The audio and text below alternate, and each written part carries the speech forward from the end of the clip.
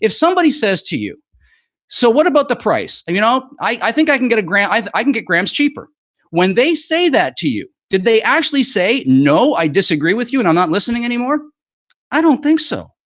Or what about if somebody says to you, why would I buy bullion instead of coins? Why would I buy bullion? If they ask you that question, anywhere in that question, have you heard, no, I disagree. I don't want to do business with you and I'm not buying this. I certainly don't hear the word no in that. If somebody were to say to you, well, I've actually heard this one a couple of times. So how do I know this is real? And how do I know I'm actually going to get my gold? So if somebody says to you, how do I know this is real? How do I know I'm actually going to get the gold? Is that a no? I don't think so. And what if somebody were to ask you, so who are your competitors anyway? And I've heard that one a couple of times, and it's really not an objection. And people just saying, what's our marketplace? And I think that's a good thing to do. We should understand the market that we operate in. But the point that I want to make here is that there is a very big difference between a statement or a question. Like, what's the price? I can get it cheaper. Is that a statement or is that a no? It's a statement. I think I can get it cheaper.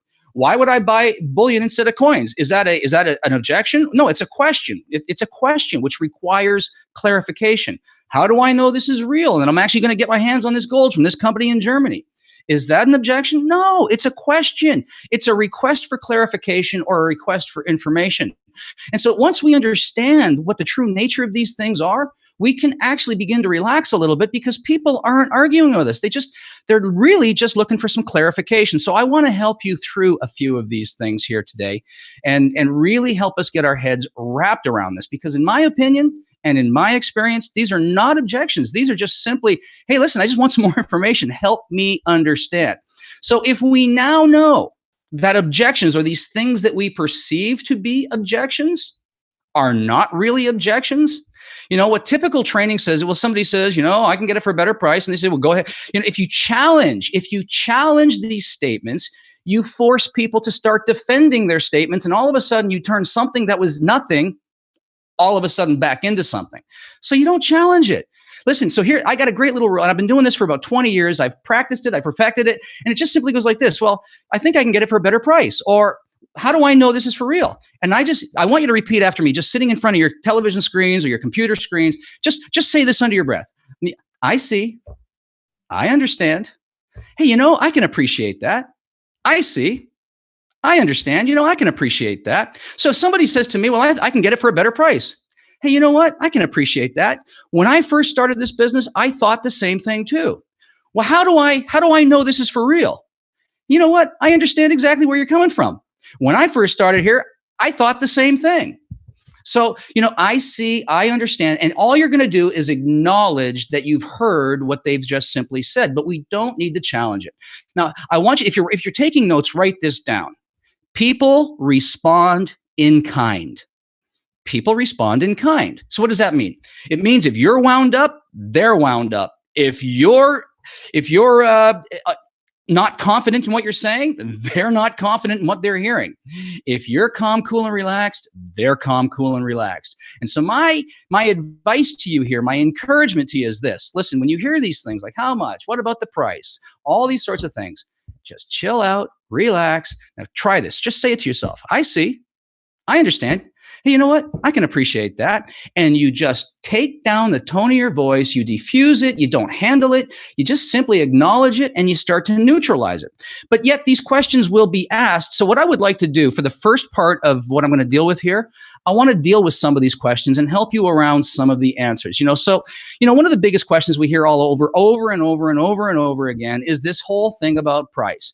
And somebody, well, I just went online and I just saw the price of gold, and your Karatbars gold is at 62 euros today, and I can get it for 46 bucks. And I said, I understand. I actually understand. And because when I first started this business and before I really understood the nature of grams, I thought the same thing too. So I want to help you understand a couple of things about where price comes from. First of all, I want to talk about this whole issue of spot price, okay? Because here's the truth and here's the reality.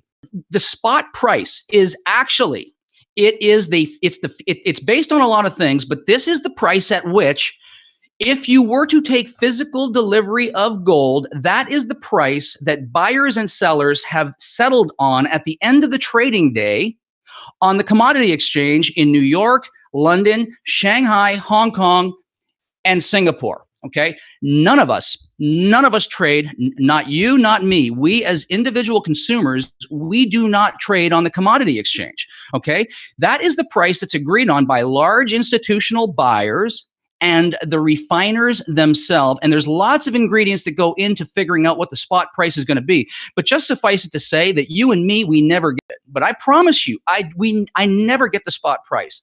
So here's what the spot price is. The spot price is based on what's called the futures commodity price, which based on what they think is coming out of the ground and people exercising their futures and shorting the market and doing all these other sorts of things, combined with all the paper gold. Now, here's what I want you to understand, okay? There is a very big difference between physical gold and the spot price of gold and actual gold.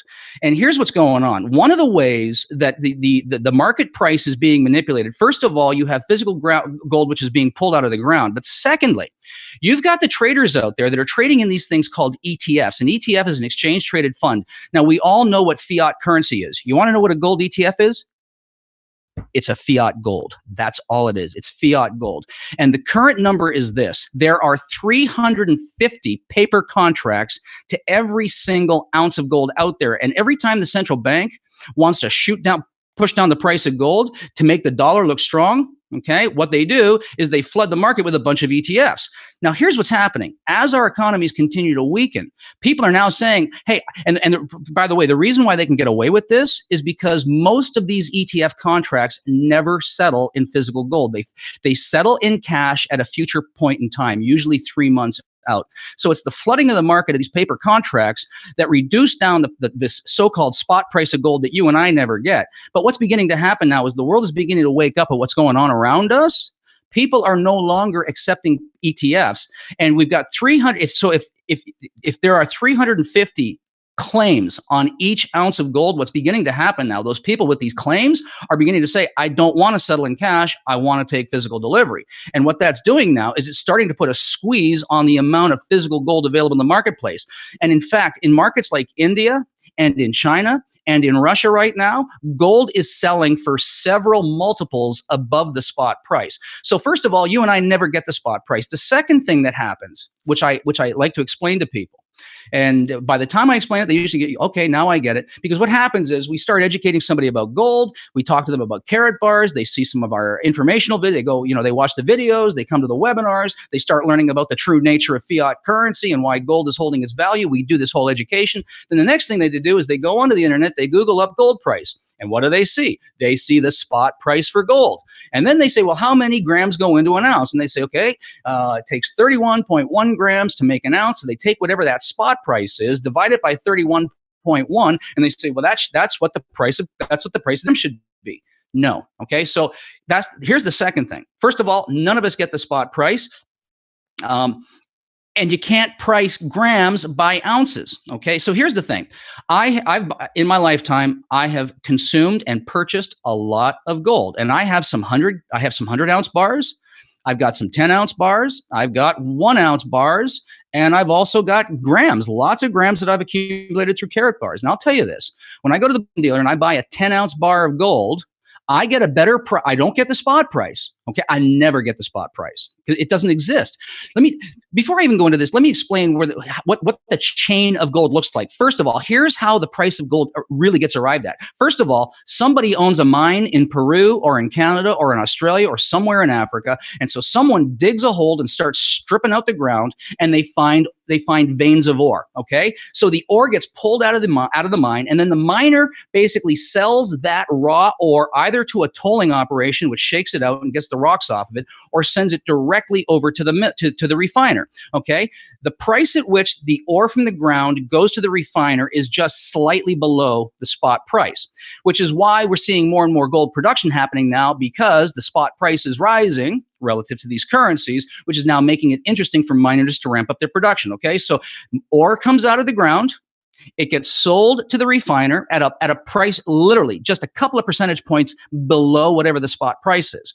It goes into the refiner. The refiner melts it down, extracts all the impurities, okay, turns it into pure gold. Okay, there's several grades, so I'm not going to get into 4 nines, 3 nines, 2 nines. We have 4 nines gold, the best gold out there. Then the refiner takes that and it puts it into bricks. They put it into 100-ounce bars, kilo-size bars, 10 ounces, 1 ounces, and yes, even grams. Okay, then the gold from the refiner goes over to the wholesaler or the distributor or the institutional buyer, which could be HSBC Bank, it could be the Federal Reserve, it could be any one of these large institutional buyers. None of us are that. And then that from the refiner to the institutional buyer, it usually settles out slightly above the spot price, because now we're dealing with pure gold. And then from the refiner, it hits the wholesaler or the bullion dealer, and then the bullion dealer also has to put a margin on it. So by the time it gets out into the retail channel, it's been touched 6 or 7 times, and that's why it's never at the spot price. So now that we understand that, okay, so there is a daily price for gold, and it is related to the spot price, but none of us ever get it. All right, now, anything purchased in quantity, you're going to get a better price per unit of measure than anything bought in a smaller quantity. And the example I give 2 examples. I mean, I'm a cheesehead. I'm not from Wisconsin, but man, I love my cheese. And if I go off and buy a 5-pound brick of cheese, my price per ounce is less than if I buy a 2-pound brick of cheese. But if I buy a 2-pound brick of cheese, I'm going to pay more by the ounce than I did for the 5, but I'm going to pay less by the ounce if I only buy a 1-pound brick of cheese. Okay, and on and on and on we go. If I buy a half-pound brick of cheese, I'm going to pay more per ounce than if I bought a pound. Same thing with milk. Okay, it takes 4 quarts to make a milk, to make a gallon of milk. Your price per gallon, okay, is going to be less than if you buy 4 quarts. Anything in quantity, because it has to be manufactured, it needs to be packaged, it neneeds to be shipped, it needs to be distributed, it needs to be retailed, all of these things. It's no different with gold. Okay, when you buy a 100-ounce bar of gold, your price per ounce will be higher than the spot price, but it will be less than if you buy a 10-ounce bar of gold. If you buy a 10-ounce bar of gold, your price per ounce will be less than if you buy a 5-ounce bar of gold. And if you buy a 5-ounce bar of gold, your price per ounce will be less than if you buy 1 ounce. And if you buy an ounce, you're going to pay less per ounce than if you buy by the gram. Listen, now think about these Karatbars. Every single one of these things needs to be refined. It needs to be minted. It needs to be stamped. It needs to be serial numbered. It needs to be encased in a plastic card to put the security features on it. It needs to have the hologram technology on it. And I don't care where you're buying it. You will never, ever, ever get 31 grams of gold for the price of an ounce. It will always cost you more no matter where you get it. So, and I encourage people to go test that theory. I've tested it myself countless times. Okay, so there's the second thing. Now, the third thing is I was actually doing a 3-way a couple nights ago with some people out of Calgary, and I think Monica and your crew, you might even be on here today. Hey, and you'll know this is true. They called me up about 9 o'clock at night, and they had a bunch of questions for me. And one of the questions, brand new affiliate, his question was, he says, well, okay, so he says, I love this whole idea. I get this whole fiat currency thing, but what about the price? And I said, what do you mean, what about the price? He says, well, I just went online and I just found a gram for, I can't remember the exact price he quoted, but I think he said it was like $50 US. I said, really? You found a gram for $50? He said, I sure did. I said, are you online right now? And he said, yes. I said, I want you to go to the website and I want you to go try and buy one. He said, what do you mean? I said, go try and buy one. So he went to the website, he clicked in. I said, here's the thing. They're going to hook you in with a cheap price if you buy multiple grams. Try to buy just 1 or try to buy just 2 and see what happens. And so he did that. And all of a sudden he clicked. He says, you're right. I can't buy just 1. They give me this, they advertise a price, but I can't get it. I think in his case, he said the minimum spend wasn't even by the number of grams. He says, I can't even begin buying grams unless I commit to a minimum of $200, I think was the number that he gave me. So first of all, there's a lot of deceptive stuff going on the internet. You know, and when you look at what Karatbars is, with the security features that are built into it, and we can talk about this a bit more, in terms of the ease of saleability of it, price is absolutely irrelevant. Now, the other thing he said to me was, well, what about the buyback price? I mean, there's a spread between what we buy it for and what we sell it for. So if I buy it today, I'm going to lose money tomorrow. I said, yeah, go down to a bullion dealer. Go buy yourself an ounce of gold today. Go sell it tomorrow and watch what happens. He says there's going to be a spread on that. And it's no different here at Karatbars. But if you have bought into this whole idea of affordable gold and setting up a savings program, you are not going to sell it tomorrow. And if you understand that the buyback price is built upon the spot price, and if we listen to what Bo told us this morning about what's coming down the pipe, and we all understand that, I promise you this, if you'll just begin acquiring affordable gold by the gram, start doing it now, start getting these Karatbars, which we can exchange back through the K exchange, which we can take out through the account to account transfers, which Karatbars will recirculate back without having to find a bullion dealer, or that you can take into a bullion dealer. Okay, when you take all of that into account and you just start saving these things and hanging on to these things, and you wait until you need it, because this is your inflation-proof savings. When you cash that thing, and I'm not going to make any forward-looking statements in terms of where I think the price of gold is going, but I think we're all on the same page here. The buyback price today is absolutely irrelevant, because we are buying the best gold on the planet at a price at a very competitive per gram price when you compare it to like product, okay? And the future buyback price will also rise, and so it absolutely becomes irrelevant. So honestly, there's your first couple of pieces about price, okay? The second question that I got was, well, why would I buy coins? Why would I buy bullion instead of coins? I mean, maybe, or why would I? Yeah, I want coins. I mean, I've always bought coins. Why should I start buying bullion? Well, here's the thing here. So let me help you on this one. Okay, the issue really comes down to this. Coins are considered now. Both coins and bullion are money. Okay, so gold is money. Unequivocally, gold is money. It's always been money. It's 5,000-year history of being money. And I'm also of the opinion that we're going to go back to a gold standard, whatever that next currency is going to be. It will be gold backed. I totally subscribe to that. I totally believe in that. But here's the difference between coins and bullion. It's the difference between legal tender versus a commodity being a negotiable instrument versus a non-negotiable instrument. By the very nature, both coins and bullion derive their value from what's called the melt value. And the melt value is just a term which expresses the quantity and the purity based on the market price. Okay, so both, you can have 4 nines coins and you can have 4 nines bullion, which Karatbars is. Now I want to, but here's the second thing. So here is a 1 ounce Canadian maple leaf coin. Okay, it's 1 ounce. So its melt value today is about $12.25 US, just like an ounce of regular bullion. But here's the thing: every coin, by its very nature, is struck by a sovereign mint. In Canada, it's the Royal Mint. In the States, it's the Treasury, the Federal Reserve, the Treasury Department. All right. Every one of these coins has a face value on it. This one right here, although in pure terms the melt value of this coin is $12.25, it has a face value right here. It says 50 Canadian dollars. What that means is, although today I am free to exchange this for the market price of gold, it has an enforceable, this is called legal tender, and it has an enforceable face value of $50 on it. Now, while they may not be enforcing the face value today, by nature of the fact that it came out of a sovereign mint and it's considered legal tender and it's a negotiable instrument, they can now begin to enforce this. And at some future point, and the reason why they put a low value on this is because they understand the nature of fiat currency.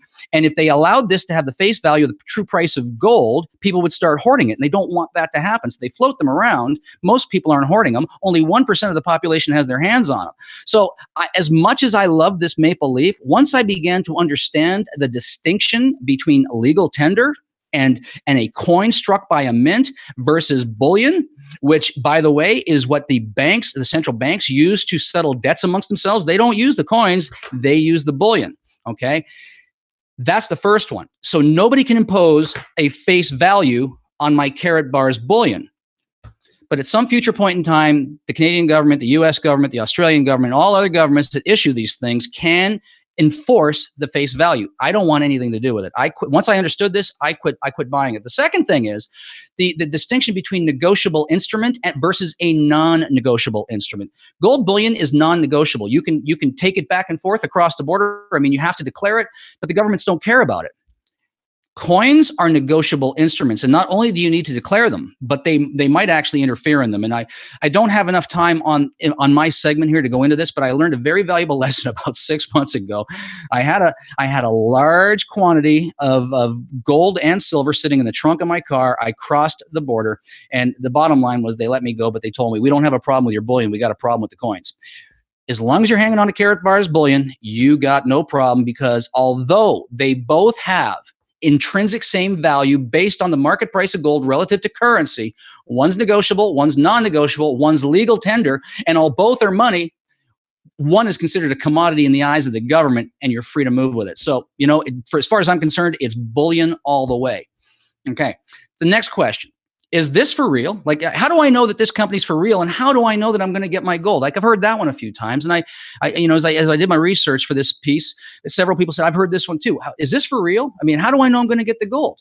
Well, my answer to that is, I said, you know what? The internet is a beautiful thing.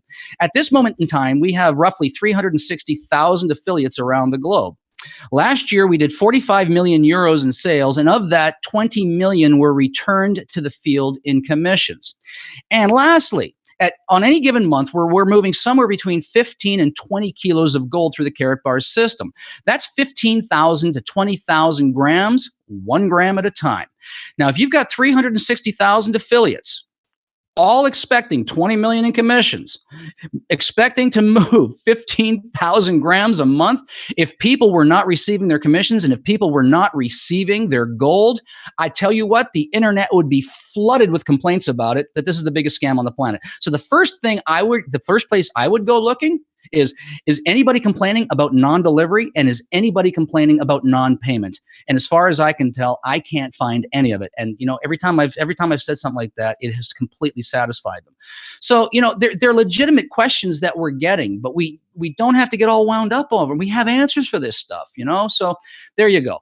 Now I'm just looking at the clock here. I was given half an hour. We started a little bit late. I want to talk about one more thing. Okay, so two more things. One of the questions that I have frequently heard is, who are your competitors? Now, this is not an objection. Like, I think it's people just trying to understand the market that they're considering to come into with us. So who are our competitors? And my very simple answer to that is, well, I'd be arrogant to say that we don't have any competitors, but I think I'd be more truthful to say that I think any competitor that we have it's a matter of perception. In terms of what we do by providing a completely integrated e-commerce system that operates off the grid, which is completely gold backed. There's nobody else on the planet doing what we're doing. Okay, but if you're looking at it just from a commodity perspective, there's a couple places that you might look. One would be, other bullion dealers, either online or offline. So perceptually, that could be a competitor, but they don't offer any kind of a compensation model. You typically have to buy in larger quantities, and they don't give you the ability to set up any kind of a meaningful savings plan out of it and then return money back to you from which you can enhance your savings. So honestly, bullion dealers, they're not our competitor. They're actually our friend, because they will actually take Karatbars and exchange them into currency. If you walked, and I've tested this. I went down to my bullion guy when I first became a Karatbars affiliate. Walked in one day and I said, "Hey, Darren." He said, "Hey, Howard." And he thought I was about to buy some bullion. And I said, "Not today, Darren. I got a question for you." I said, "Hey, Darren." I said, "Listen, have you ever seen things?" And he said, "What is it?" So I handed it to him. He looked at it. He said, "Nope, never seen one." I said, "Well, my question to you is, if I walked in here one day and I asked you to exchange that back into currency for me, would you give me cash for it?" And he just simply said, "I don't know. Let me see it." So he took it and he looked at it, and I saw him do one of these, and he looked at it. He saw that little hologram thing on there, and he saw the stamp, and then he saw LBMA, and he saw the serial number, he saw the deer. So he looked at that. Now, we all know what the SDNA reader, maybe not all of us, but it's a reader that can test the purity of the gold. Well, most bullion shops have one of these really, really expensive machines in there. He took this thing, he stuck it under his machine, which basically allows him to look at the intrinsic property of the gold, and it gave a reading. I actually watched him do it. Was Hal with me? Maybe Greg Gary was with me one of the days that I did this. Anyway, he put it under the machine, came up 4 9s, and Darren, who had never seen one of these before, in the bullion shop right here in Vancouver, said, "Yep, I'd give you money for that."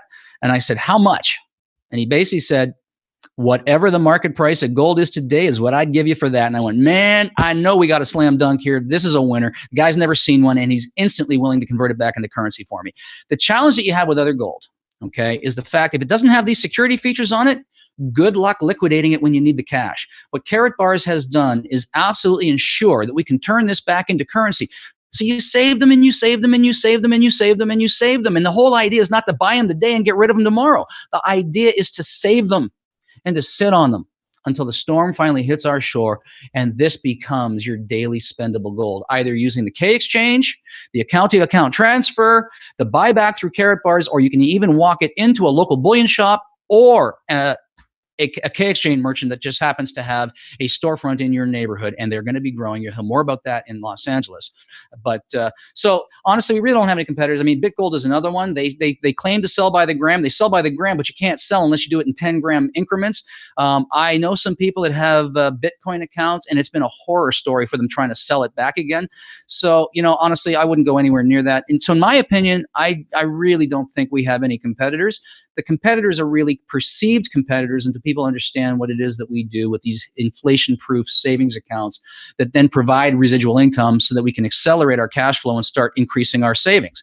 This is the most powerful, independent, off-the-grid, fully integrated e-commerce ecosystem backed by gold. That's what we got, and there's nobody else on the planet that's got